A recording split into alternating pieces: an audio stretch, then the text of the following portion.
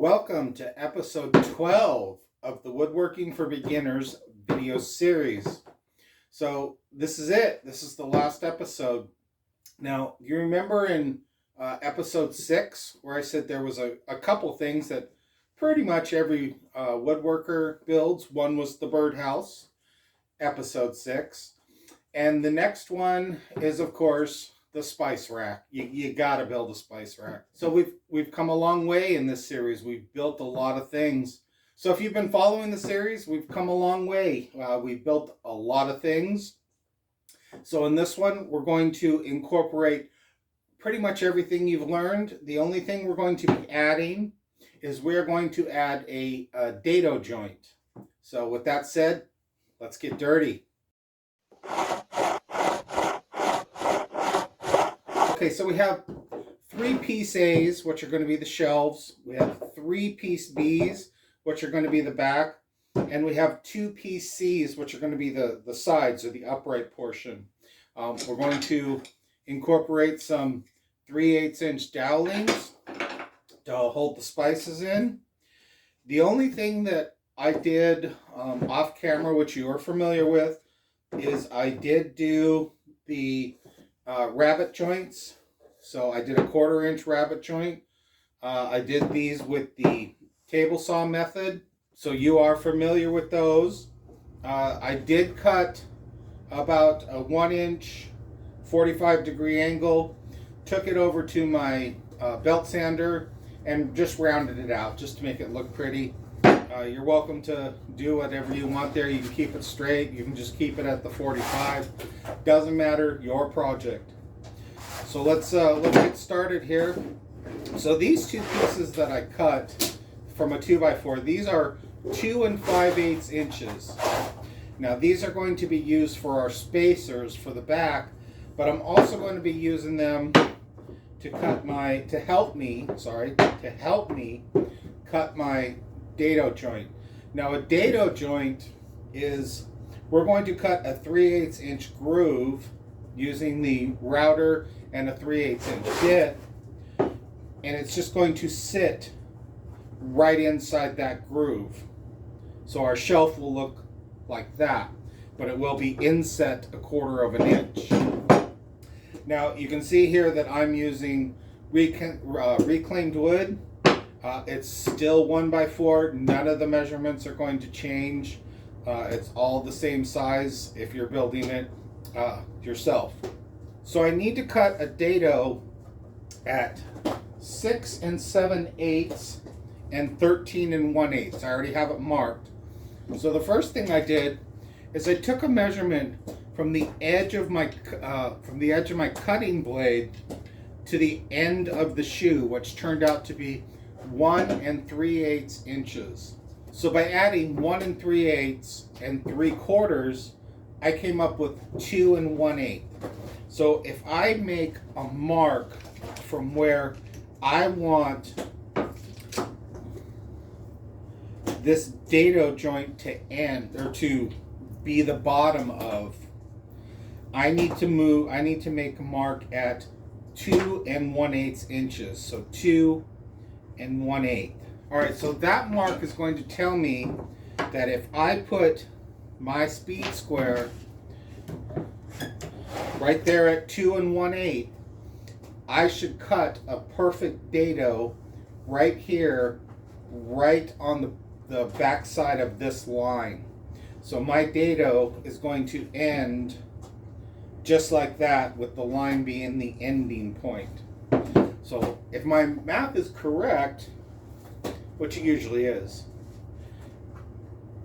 I should hit that just perfectly.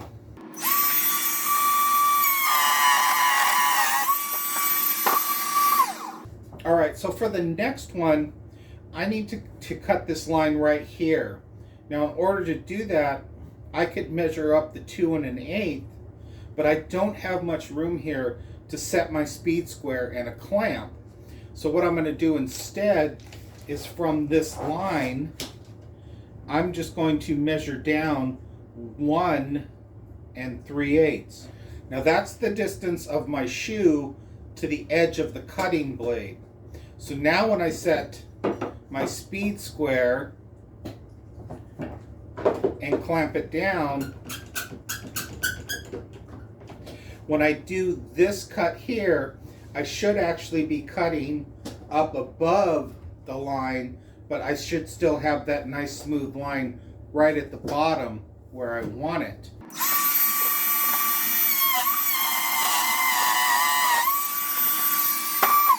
Now I need to cut the exact same lines into this one here. So I will do the same thing.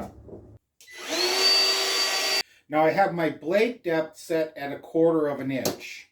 So the next one, I want to measure down. Remember, we're going to go down below, but we're only going to incorporate the distance from the blade to the end of the shoe. And let's get that cut. Seems I forgot to cut the rabbet in that one. No problem. 2 1/8. All right, so there we go. So we have our cuts done. Okay, so we're just going to check the alignment. Make sure everything lined up properly. This one here seems a little bit off, like about a 1/16 of an inch. I don't want my shelves crooked, so I'm going to fix that. Yeah, so I'm just going to take a little hair off of that one. So I just moved it down about a 1/16 of an inch. I'm going to go ahead and cut that line and see if it measures out properly then. Yeah, that's much better. Okay, so you can see our bottom lines are all lined up. Okay, so we have our dado joints cut. Now we need to put the holes in there for the dowlings. So I'm going to put them at 2 1/4, 9 1/4, and 15 1/4. I'm going to be using a 3/8 inch Forstner bit to do this on my drill press that I already have set up. I'm only going down 1/4 of an inch. My inset is a 1/2 inch. So I'm 2 1/4 up, 1/2 inch in, 9 1/4 up, 1/2 inch in. Again, I already have it all set up on the drill press. If you're doing it by hand, you only want to go in 1/4 of an inch. So make some sort of mark or put a piece of tape on whatever bit you're using to go 1/4 of an inch. If you go a little too far, that's okay. You can still make it work. But I'm going to go hit this on the drill press and I'll be right back. So here's my dry run, and I did find a small mathematical error. I will fix that in the cut list, so you won't even know about it. But otherwise, this thing goes together perfectly, and it looks great. So I think we can get to the point now where we can start the assembly. So the first thing we're going to do is we're going to put some glue on these areas here. So we're going to be putting some glue in the dado, all 6 dados, and we're going to put a little glue on each one of the dowlings. So let's get this ripped apart and start the gluing process. So I'm just going to put like just a drop of glue where the dowling goes, and just a bead of glue in each one of the dados. And of course the rabbet. So now we got to reassemble it. So now that I got it back together, I went ahead and clamped it up. So now to hold it together, I can either do, I'm going to do 1 1/4 inch construction screws on each shelf on both sides. You could do it that way, or you can, if you wanted to, you could just go ahead and hit it with a brad nailer. Either way would be fine. But I'm going to do the, pilot hole, then I'm going to countersink it, and then I'm going to put the screws in. Okay, so I want these holes centered. So I'm working with, since I'm working with 3 3/4 inch wood, I want to draw my lines at 3/8 of an inch. So I'm going to mark that on each one. So now I'm going to use my speed square and make me a line on each one of those marks that I made. So I know I'm drilling right into the center, right into the heart of the wood. Okay, so I've got those lines across here. Now I want to center up my screws. So I'm going to use a combination square, and I'm going to come in, I'm going to say 1 inch on both sides. So I'm going to cross that line that I made so I know exactly where to drill. So again, I'm coming in 1 inch on each side and just crossing the line.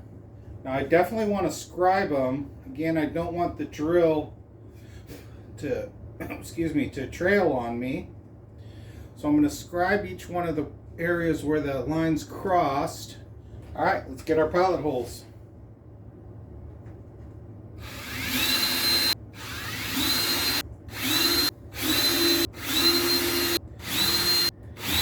Okay, looking groovy. Let's do our countersinks. All right, when putting these in, you're going into end grain, so you don't want to over tighten them. They will strip out really easily. So now we can go ahead and set the other side. All right, so we've got our back pieces on. Now I did about 1/4 of an inch spacer. It's up to you, however much space you want, that's fine.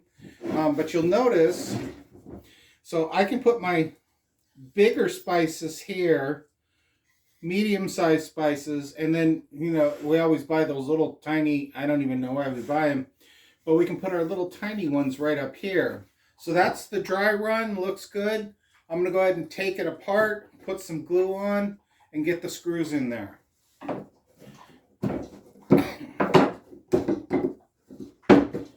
Now for the back side, I'm not really going to measure. I mean, you can if you want, you know, do your 3/8 inch.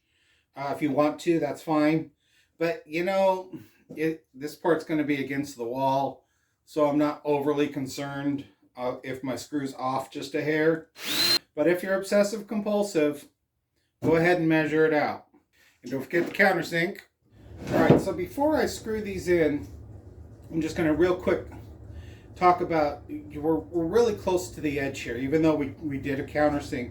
So I'm not going to really over tighten them. I got to listen, I got to kind of feel for my wood, because it can easily split on those areas right there. So we're gonna put these in, but we're gonna kind of put them in cautiously. All right, I went in a little too fast with that one. I do see a slight split, but with the glue, it should be okay. So there we go. It's looking like a spice rack. So the next thing we're going to do, well, the last thing we're going to do build-wise, is we're going to put just a couple holes in this top one here, just in case you want to mount it to the wall. All right, so I grabbed a 1/4 inch bit here. I'm going to work from the back side. You notice I didn't put screws in there. I'm actually getting kind of low. I should probably go get some. One will hold it for now. Okay, so again, I want to put 2 holes in here just so if I wanted to mount it to the wall, I can. So I'm going to come in 2 inches. I'm going to do that on the other side. I don't want to be in the way, because if I'm drilling, you know, this is going to get in my way putting a drill in. If I put it right there in the middle, I'm only going to put it down 1 inch. That should definitely clear this doweling right here.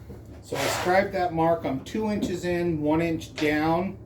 Now I'm going to put a piece of sacrificial under that so I don't get tear out on the front side. I'm going to switch out my bit for a 1/4 inch. So there we go. There's our spice rack. So let's go ahead and we're going to break out the sandpaper. We need to put a finish on it. Completely up to you. Again, I used reclaimed wood on this one, so I'm probably just going to put a clear coat over it. But if you use the new wood, that's fine. You can go ahead and stain it to match your kitchen or whatever you want to do. It's up to you. You can paint it. It doesn't matter. So there we go. That's episode 12. We just did the spice rack. I hope you enjoyed this series. I hope you enjoyed this video. If you did, don't forget to like, subscribe. Hit the bell icon to be notified of new episodes as they become available. I will link everything that I used in the description. I'll also put a link if you enjoy my channel to make a donation, help support me. If you can't donate, that's fine. That's cool. I understand.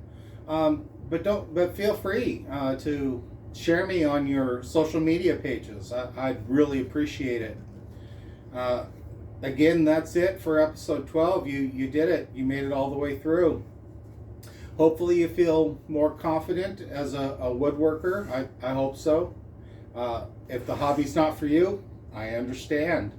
So I'm kind of kicking around the idea of maybe putting together an intermediate series. So it'll be a little bit more difficult, little bigger projects. I do have projects on my page. Check them out if you feel like building one of those. Go for it. So until next time, keep it safe.